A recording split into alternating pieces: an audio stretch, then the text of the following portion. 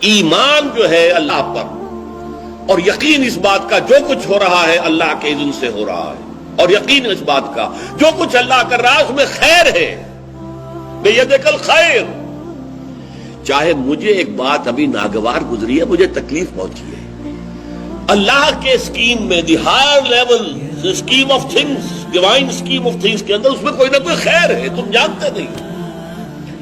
اس کو کھولا گیا۔ پہلی بات تو یہ ہے کہ تمہیں خوشی ملے، راحت ملے، مسرت ملے، یا کوئی غم ہو یا رنج ہو یا دکھ ہو، دونوں حالتیں برابر ہیں، اس لیے کہ دونوں میں آزمائش ہے۔ کبھی وہ دے کر آزماتا ہے، کبھی چھین کر آزماتا۔ دے کر آزماتا ہے، شکر کرتا ہے کہ نہیں، چھین کر آزماتا ہے، صبر کرتا ہے یا نہیں۔ عارف جو انسان ہوگا، اللہ کو پہچاننے اور جاننے والا، وہ چٹان کے مانند ہوگا، ہوا ادھر سے آئے یا ادھر سے آئے اسے کچھ نہیں کہے گا، اچھی بات آئے بری آئے کوئی پرواہ نہیں، اسے اللہ کی طرف سے۔ ما اصاب من مصیبت فی الارض ولا فی انفسکم الا فی کتاب من قبل ان نبرأها۔ یہ مضمون ہم بڑی تفصیل سے پڑھ چکے ہیں سورہ تغابن میں۔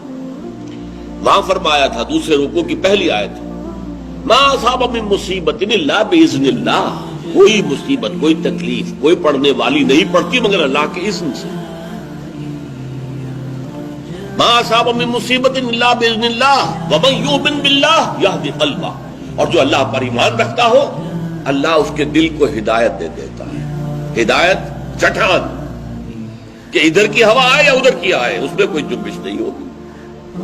جتنا انسان دیکھیے ایک ہوتا ہے فوری طور پر ایک ریفلیکس ایکشن کی حد تک متاثر ہو جانا، یہ تو ہوگا۔ آپ کا ہاتھ جہاں رکھا ہوا تھا کسی چیز نے کاٹا، آپ کا ہاتھ فوراً جو ہے اٹھ کے آ جائے گا، اس میں آپ کے ارادے کو کوئی دخل نہیں ہے، یہ ریفلیکس ایکشن ہے، آپ کی سوچ کو، آپ کے ارادے کو کوئی دخل نہیں۔ تو کسی خیر سے عارضی سا فوری سے مسرت ہو جانا اور کسی تکلیف سے عارضی سی فوری سی کوئی اس کا تاثر ہو جائے، یہ خلاف ایمان نہیں۔ لیکن اگر یہ پینڈولم زیادہ حرکت کر رہا ہے، خوشی میں زیادہ ادھر چلا گیا، غمی میں زیادہ ادھر چلا گیا، تو جتنا اس پینڈولم کی رینج ہے اتنی ہی آپ خدا سے دور۔ اصل تو وہ چٹان ہوگی کہ جو بالکل متاثر، لیکن یہ کہ فوری سا تاثر یہ قابل معافی ہے، لیکن یہ زیادہ ادھر سے ادھر، ادھر سے ادھر، خوشی ہو گئی تو اترا رہے ہیں، پھولے نہیں سما رہے، پاؤں زمین پر نہیں پڑ رہے، اور اگر غم آ گیا ہے تو بالکل مایوس ہو کر بیٹھ گئے ہیں جھاگ کی طرح، کمر ہمت ٹوٹ گئی ہے، واویلا ہے، شیون ہے، فریاد ہے، ہاں اے فلک پیر جواں تھا ابھی عارف، کیا تیرا بگڑتا جو نہ مرتا کوئی دن اور، یہ فلک ناہنجار، یہ فلک کج رفتار اس نے ہم پہ کیا کر دیا۔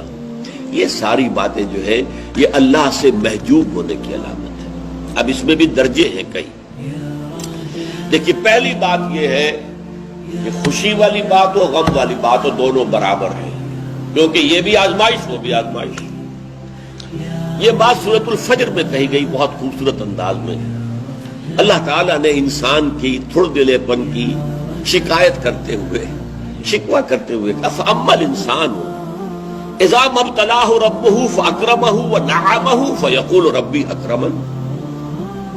اس انسان کا حال عجیب ہے جب اس کا رب اسے آزماتا ہے اور عزت دیتا ہے، نعمتیں دیتا ہے، تو کہتا ہے میرے رب نے مجھے بڑی عزت دے دی۔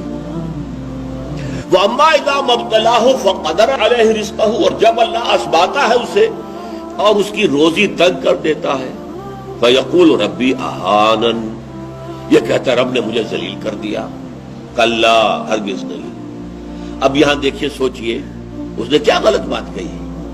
عزت دی تو اللہ نے دی اور ذلت آئی تو اللہ کی طرف منسوب کر رہا۔ اس نے کسی بت، کسی دیوی، کسی دیوتا کا ذکر تو نہیں کیا نا، وہ مشرک تو نہیں ہے، پھر کیوں اس پہ تنقید کیوں ہو رہی ہے؟ فَأَمَّا الْإِنسَانُ إِذَا مَا ابْتَلَاهُ رَبُّهُ فَأَكْرَمَهُ وَنَعَمَهُ فَيَقُولُ رَبِّي أَكْرَمَنِ وَأَمَّا إِذَا مَا ابْتَلَاهُ فَقَدَرَ عَلَيْهِ رِزْقَهُ فَيَقُولُ رَبِّي أَهَانَنِ۔ کلا، کیا مطلب؟ یہ دونوں ابتلاءات ہیں، وہ بھی ابتلا ہے، یہ بھی ابتلا ہے۔ وہ چھین کر بھی آزما رہا ہے، دے کر بھی آزما رہا ہے، یہ تو آزمائش ہے، دونوں برابر ہیں۔ لیکن اس سے اگلا مرحلہ اور ہے۔ عام طور پر ہم یہ سمجھتے ہیں کہ تکلیف والی آزمائش سخت ہے اور خوشی اور مسرت اور نعمتوں والی آزمائش جو ہے یہ ہلکی آزمائش ہے، آسان ہے۔ معاملہ اس کے برعکس ہے۔ تکلیف میں ہوں گے اللہ کو یاد کریں گے، پکاریں گے، دعائیں کریں گے، اور اگر نعمتیں ہوں گی غافل ہو جائیں گے، بھول جائیں گے۔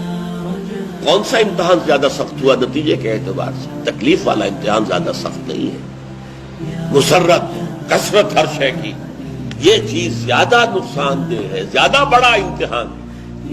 اس لیے خلق قرآن کے مسئلے پر جب وہ مار ماری گئی تھی امام احمد ابن حنبل رحمۃ اللہ علیہ کو، کہ جس کے بارے میں کہا جاتا ہے کہ اگر وہ مار کسی ہاتھی کو ماری جاتی تو وہ بھی چیخ اٹھتی، اس وقت ان کی آنکھوں میں کبھی آنسو نہیں آئے۔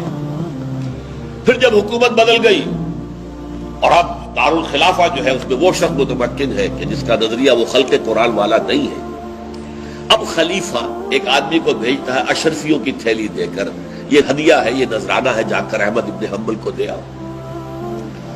جب اس نے آ کے پیش کیا، رو پڑے، اے اللہ میں اس آزمائش کے قابل نہیں، یہ آزمائش سخت ہے۔ کہیں سے انعام پا کر حکومت سے پھر حق پر قائم رہنا مشکل ہو جائے۔ یہ ہے وہ صورتحال۔ ما اصاب من مصیبت فی الارض ولا فی انفسکم الا فی کتاب من قبل ان نبرأها ان ذلک علی اللہ یسیر لکی لا تأسوا علی ما فاتکم ولا تفرحوا بما آتاکم واللہ لا يحب كل مختال فخور۔ اور اللہ تعالیٰ کو شیخی خورے، فخر کرنے والے، اکڑنے والے بالکل پسند نہیں۔ الذین یبخلون ویامرون الناس بالبخل، جو اس حجاب میں آ جاتے ہیں وہ بخل کریں گے۔ دولت ہی سب سے بڑی شے ہے، سنبھال کر رکھو، خرچ کرو گے تو ختم ہو جائے گی، دولت کی بنیاد ختم ہو جائے گی۔ اپنی تجوریوں کو بھر کر رکھو، خالی نہ کرو۔ اور جو شخص خود بخل کرتا ہے وہ دوسروں کو بھی بخل کا مشورہ دیتا ہے تاکہ اس کے اپنی بخیلی پر بھی پردہ پڑا رہے۔ بھائی کیا کر رہے ہو تم نے؟ دونوں ہاتھ کھلے چھوڑ دیے ہیں، تمہیں کوئی فکر نہیں ہے، تمہاری اولاد ہے، اس کے ضرورت تقاضے ہوں گے، تمہاری بچیاں ہیں، ان کے ہاتھ گیلے کرنے ہوں گے، کیا تم نے سوچا ہوا ہے؟ وہ مشورہ بھی بخل کا دیں گے تاکہ ان کے اپنے بخل کے اوپر بھی پردہ پڑا رہے۔ یہ وہ کیفیت ہے کہ جو پھر محجوبیت کے اندر پیدا ہو۔